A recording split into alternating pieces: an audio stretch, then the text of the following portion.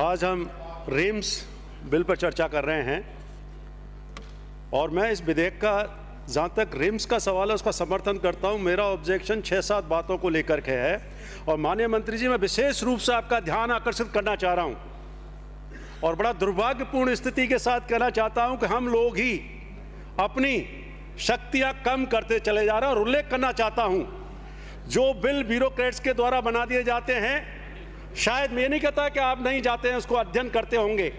अपन ने बात करी थी इसके प्रियम्बल में कि ये पैटर्न ऑफ दी एम्स के आधार पर इस बिल को पेश किया जाएगा। माननीय मंत्री जी ने अभी बताया था बॉडीज के बारे में कि इसकी स्टैट्यूटरी बॉडीज है गवर्निंग काउंसिल, लेकिन आपने इंस्टीट्यूट का जिक्र नहीं किया। There is also a provision of a body of the institute, जिसका प्रेसिडेंट इंस्टीट्यूट का कौन होता है एम्स में, मालूम है आपको? माननीय मंत्री जी, प्लीज सॉरी, मैं माननीय सभापति महोदय आपके माध्यम से माननीय मंत्री जी से मैं पूछना चाहूंगा कि इंस्टीट्यूट का प्रेसिडेंट एम्स में या जितने भी एम्स विभिन्न स्टेट्स में बनी है वो गवर्नमेंट के द्वारा अपॉइंट होता है। और आपको बताना चाहूंगा आपकी जानकारी के लिए पूरे सदन में, एम्स दिल्ली का जो इंस्टीट्यूट का जो चेयरमैन है, प्रेसिडेंट जो होता है, वो माननीय केंद्रीय मंत्री नड्डा साहब हैं। ये प्रोविजन है एक्ट में। अब बात करता हूं, जो इंस्टीट्यूट का प्रेसिडेंट होता है वो एक्स ऑफिसियो गवर्निंग बॉडी का चेयरमैन होता है। आपने प्रोविजन किया चीफ सेक्रेटरी।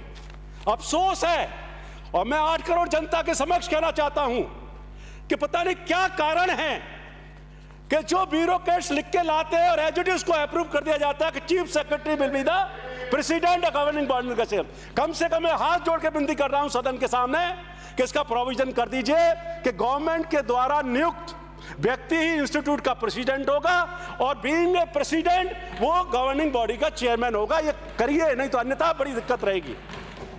ये लोग हमको हैं तो ये विधायिका के they are the public servant, लेकिन हम इनके पब्लिक सर्वेंट बनते चले जा रहे हैं। मुझे दुर्भाग्यपूर्ण स्थिति के साथ कहना पड़ रहा है। फिर बात करते हैं, आप इंस्टीट्यूट पढ़ लीजिए, एम्स का इंस्टीट्यूट पढ़ लीजिए अध्यक्ष महोदय, उसमें 3 एमपीज का प्रावधान है। आप पूछिए अफसरों को, 3 लोकसभा के सदस्य उसमें मेंबर होते हैं इंस्टीट्यूट में और स्टेट और गवर्निंग बॉडी में 1 होता है। यहां हम कंफ्यूजन कर रहे हैं, मेरे कह रहे हैं कि इंस्टीट्यूट और बॉडी जो गवर्निंग बॉडी है 2 बॉडी है वहां। इंस्टीट्यूट में भी सारे लोग होते हैं, ये आपने देख लिया होगा। तो मेरा एक है 2 जरूर देखिए, इसको बाद में ले आना वाली संशोधन, लेकिन मैं आपके जहन में डाल रहा हूं, ये चेंज कर दीजिए कि गवर्नमेंट जो है कोई भी हो, गवर्नमेंट ही नियुक्त करेगी चेयरमैन उसका और उसका प्रेसिडेंट इंस्टीट्यूट का।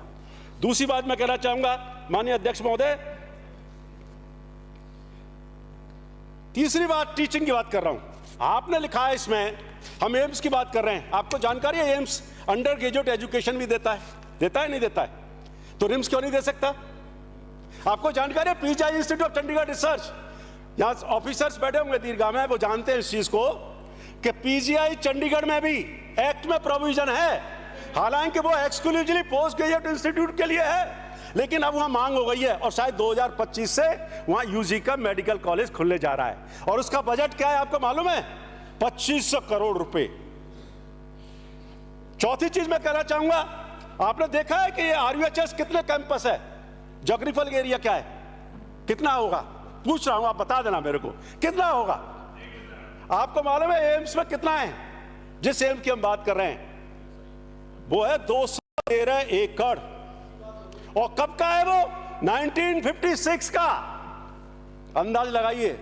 जिस तरह से एसएमएस, मैं धन्यवाद देना चाहता हूं उस वक्त के शासकों को कि आज भी जो एसएमएस की बिल्डिंग 100-150 वर्ष के बाद भी पूरे राजस्थान नहीं, यूपी, हरियाणा और एमपी का लोड जो है झेल रही है, और आप उसी आरयूएचएस को लेते लाना चाहिए। रिम्स 500 हेक्टेयर, 200 हेक्टेयर, 300 हेक्टेयर जमीन लेनी चाहिए थी और वहां डेवलप करते, जिससे आने वाले 50 साल, 60 साल, 70 साल की आवश्यकताओं का कैटर कर सकता।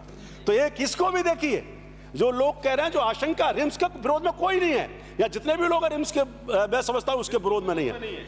आप इसके प्रोविजंस देखिए, किस चालाकी से ये अफसर्स, लॉ डिपार्टमेंट, फाइनेंस, इन सबको बैट करता है और किस चालाकी से मिली भगत करके आपके हाथों से ही आपके हाथों को कमजोर कर देते हैं। इसको देखिए आप, ये बेसिक प्रश्न है विधायिका के सामने।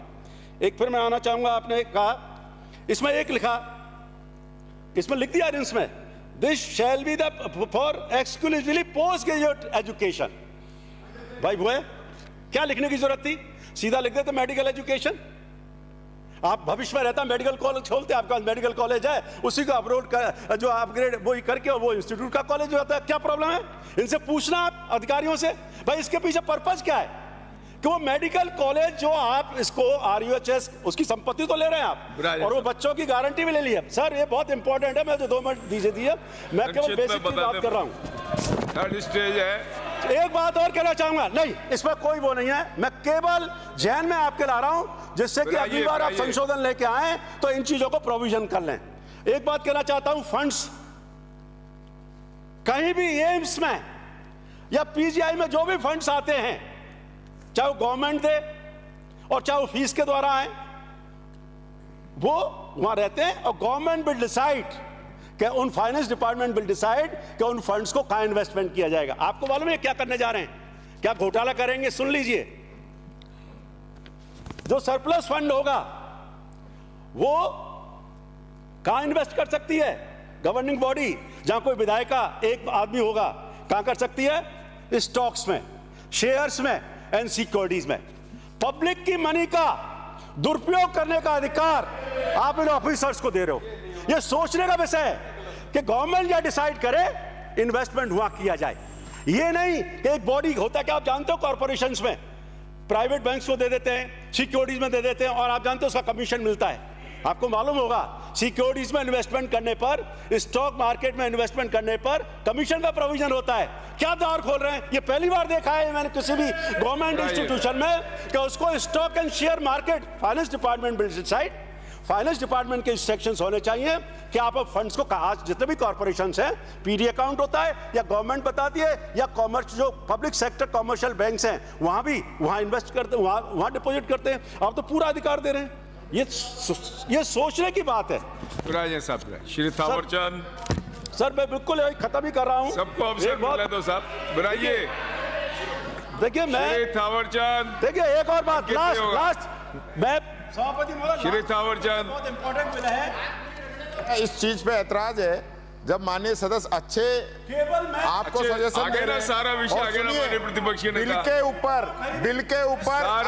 सारा बिल विषय के उन्होंने ऊपर कोई आगे सदस्य विषय और इससे वस्तु पे ज्यादा- बोलता है तो उसको इससे रोक नहीं ज्यादा सकते क्या आप। मेन मुख्य बात नहीं, आगे ये ना गलत उनकी। बात, गलत बात। ऐसे थोड़ी नहीं ये गलत बुराइए। बात। श्री अच्छे थावरचंद सजेशन आप आ बोल रहे रहे हैं। हैं, ये क्या बात हुई? आप बोल रहे हैं थावरचंद जी, बात खत्म करके बोलिए। खत्म कर रहा हूं। लास्ट- प्लीज आप बैठिए मानिए, एक मिनट लास्ट बात, काफी समय दे दिया और काफी आपने नोट अच्छी बात बता दी। एक साथ करो। मंत्री जी उत्तर भी प्रोटोकॉल देंगे। की बात की गई है, सब प्रोटोकॉल कि प्लीज। एम्स जो है थावरचंद जी। प्रोटोकॉल डिसाइड करेगा श्री दूसरे मेडिकल इंस्टीट्यूट के लिए।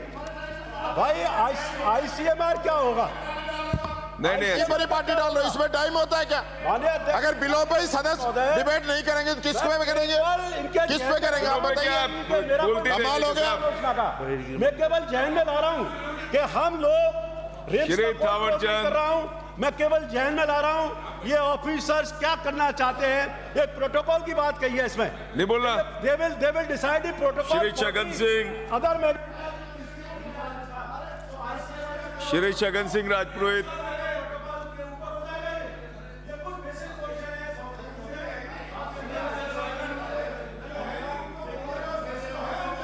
आपसे आग्रह है, श्री हरिमोहन मेरा आपसे शर्मा, आग्रह है, नई परिपाटी मत डालिए, अच्छे सजेशन आ रहे हो, नहीं आने बोलना। दीजिए उनको। ये क्या बात होगी? प्रभारी मंत्री उत्तर देंगे।